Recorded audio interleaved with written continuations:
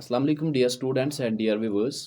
आज का हमारा टॉपिक है इज्तिहाद, मीनिंग एंड इम्पोर्टेंस, जो कि लास्ट टॉपिक है हमारे तीसरे चैप्टर का इस्लामिक स्टडीज़ का।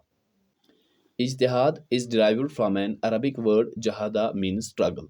इज्तिहाद अरबिक वर्ड जहादा से डिराइव किया गया है, जिसका मतलब होता है स्ट्रगल करना, जफाकशी करना, कोशिश करना, मेहनत करना। ठीक है।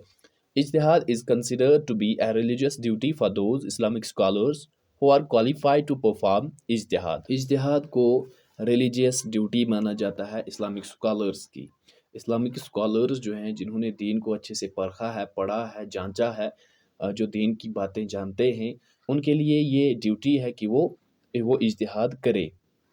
मुजताहिद, क्वालिफाइड लायर, उसको हम मुजताहिद कहते हैं, जो क्वालिफाइड लायर होता है, जो पढ़ा लिखा होता है, जो दीन को समझने वाला और जिसने दीन को डीपली पढ़ा होता है और जो इज्तिहाद करता है, उसको हम मुजताहिद कहते हैं।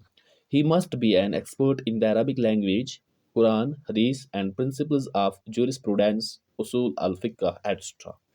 और मुजताहिद एक्सपर्ट होना चाहिए अरबिक लैंग्वेज का, कुरान का, हदीस का, जो जूरिस्प्रूडेंस जिसको हम उसूल अल फिक्ह कहते हैं, इसके प्रिंसिपल्स का वो एक्सपर्ट होना चाहिए, इसके सारे उसूल उसको पता होने चाहिए। अकॉर्डिंग टू हदीस फ्रॉम सुनान अबू दाऊद, माद बिन जबल रज़ियल्लाहु ताला अन्हु वाज अपॉइंटेड बाय मुहम्मद सल्लल्लाहु अलैहि वसल्लम to go to Yemen as a जज काजी। Before leaving he was asked how he would judge a case. Mad रज़ियल्लाहु ताला अन्हु said according to Quran and Sunnah. तो ये एक छोटी सी हिस्ट्री है जो मैं आपको बता रहा हूँ। ठीक है। हदीस के मुताबिक, जो सुनान अबू दाऊद में दर्ज है हदीस, उसके मुताबिक माद बिन जबल रज़ियल्लाहु ताला अन्हु को अपॉइंट करते हैं नबी सल्लल्लाहु अलैहि वसल्लम यमन जाने के लिए एज ए जज, काजी बनकर, जज बनकर। जाने से पहले नबी सल्लल्लाहु अलैहि वसल्लम से पूछते हैं कि अगर केस रोज़ होता है, केस बनता है, तो आप उसको कैसे जज करोगे। तो माद रज़ियल्लाहु ताला अन्हु जवाब देते हैं कि मैं कुरान और सुन्नाह के हिसाब से उस केस की जजमेंट करूंगा। द मोहम्मद सल्लल्लाहु अलैहि वसल्लम thereupon asked what he would do if he did not find the solution to the problem in the Quran and Sunnah. तो नबी सल्लल्लाहु अलैहि वसल्लम वहाँ पे पूछते हैं कि अगर आपको कुरान और सुन्ना में उस प्रॉब्लम का, उस सवाल का या उस मसले का हल न मिले तो आप क्या करोगे।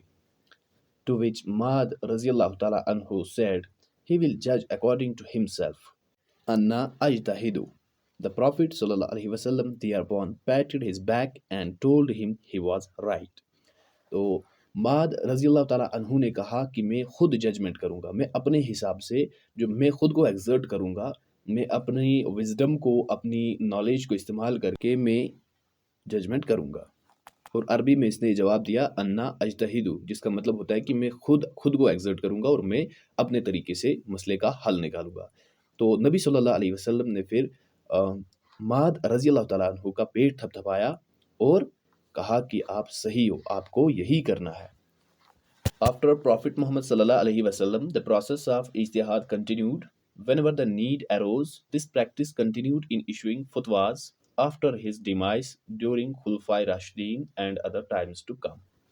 और फिर नबी सल्लल्लाहु अलैहि वसल्लम के इस दुनिया से रुखसत होने के बाद जब भी ज़रूरत पड़ी तो इज्तिहाद का इस्तेमाल किया गया, इसको कंटिन्यू किया गया, और जो भी मसले मसाइल का हल जो कुरान और हदीस से नहीं मिलता था, जो दाना लोग थे, जो स्कॉलर्स थे, उन्होंने फतवाज़ दिए, जिनको हम फतवाज़ कहते हैं। वो एक मुफ्ती या एक मौलाना जो क्वालिफाइड होते हैं, वो जो बताते हैं उस पे यकीन दरामद करनी होती है। ठीक है। या खुलफाए राशिदीन के टाइम में जब नबी सल्लल्लाहु अलैहि वसल्लम इस दुनिया से रुखसत कर गए तो वो फतवाज़ दिया करते थे। या बाकी जो भी उसके बाद जितना भी जो भी टाइम आया, जब भी इस चीज़ की ज़रूरत पड़ी तो स्कॉलर्स ने अपना काम अंजाम दिया।